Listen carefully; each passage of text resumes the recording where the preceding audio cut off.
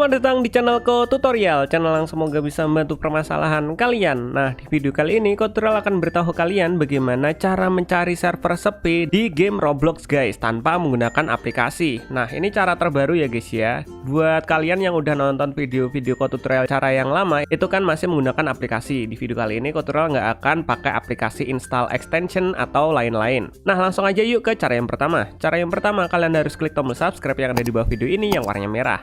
Nah, setelah itu kalian buka browser. Nah, setelah kalian buka browser, kalian login di akun Roblox kalian.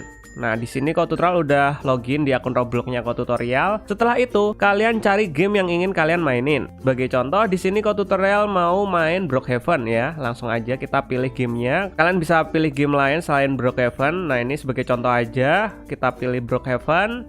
Nah, jika sudah, kalian pilih di bagian server sini guys. Di bagian server kalian klik. Nah, biasanya kan kalau nyari server sepi kan harus load more. Kita tunggu load more gitu kan lama. Di updatean terbaru Roblox kali ini, untuk mencari private sepi itu nggak perlu load more seperti ini guys. Itu terlalu lama. Kalian tinggal lihat di bagian sini, di bagian bawah other server, ini ada number of player.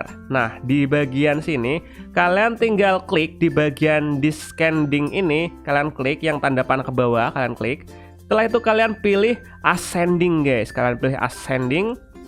Dan tada, tuh yang tadinya servernya full, ini jadi sepi. Ada 0 people, ada 1. Kalian tinggal pilih mau join di server sepi yang mana. Nah, saran dari tutorial, kalian jangan masuk yang 0 orang ini guys.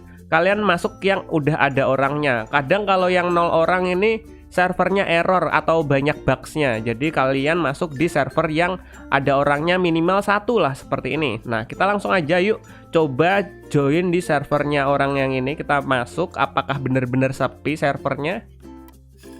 Nah, di sini tutorial udah masuk ke dalam gamenya ya. Sekarang kita coba lihat apakah benar-benar sepi servernya. Kita pencet ESC. Dan tada, cuma ada tutorial sama satu orang yang namanya You're dead, ayahku ya. Nah, ini worth it ya guys ya, udah teruji ya guys ya, servernya bener-bener sepi. So, kita langsung aja close karena ini udah bener-bener sepi, berarti udah worth it. Jadi kalian bisa gunain cara ini guys. Kita langsung aja close.